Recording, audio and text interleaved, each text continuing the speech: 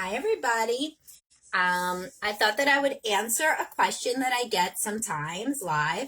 And this is that a lot of guys want to know why their wife does not Google things about intimacy. So, why she doesn't Google a new position or how to get off or whatever, some new thing, right?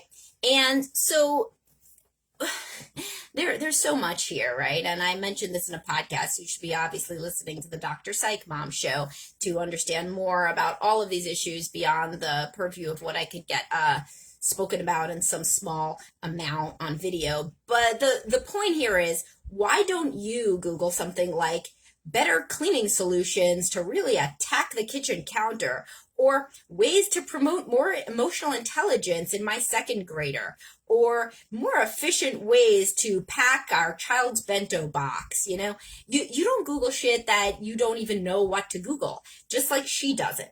The average woman thinks that if she Googles some shit about new sexual positions, she will have porn on her phone. The kids will end up seeing it later. She will probably download a virus. And also, she doesn't even know what the hell she would Google, just like nobody does about stuff that they're not really into.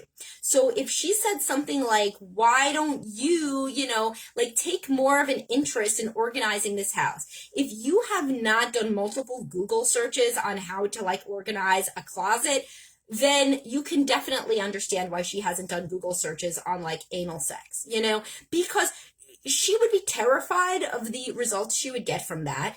And also, if she knew what to Google, then thank you, Amy, for validating me, then she would probably not be somebody who is being asked by her husband to Google it.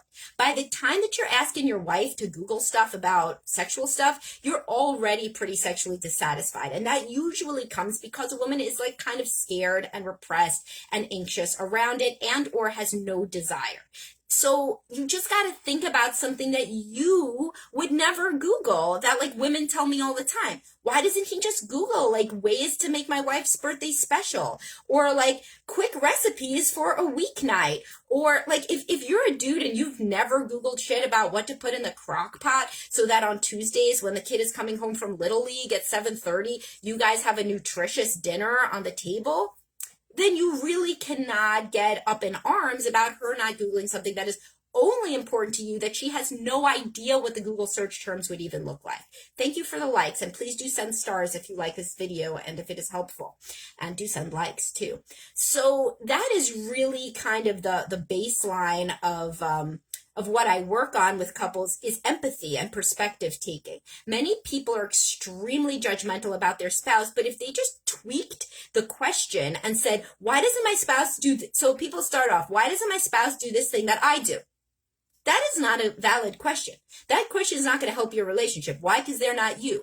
Why don't you do things that are the equivalent for your spouse? So whatever your spouse thinks of is very important. So I bet I would be shocked if there were men here that dissatisfied with their sex lives that had Googled how to better organize our refrigerator, how to make sure that we don't throw out an onion at the end of every week. No, because you don't give a shit about the onion, And when she says, oh, we have this moldy onion again, you don't care. And that's how she feels about doggy style. So people need to really, really sympathize with one another on a real radical level. That doesn't mean that the end of the conversation is there and that you should then never have a good sex life. 100% no. I would not be in this field if I didn't think there could be transformational change.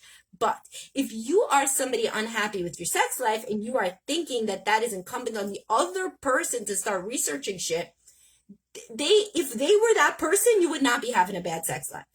Just like if you were the person that Googled about the moldy onion, your wife wouldn't be talking about acts of service all the time, because you would just be a different person and she would just be a different person. So there's really not a lot of benefit in sitting there thinking, what if my spouse was just a completely different person with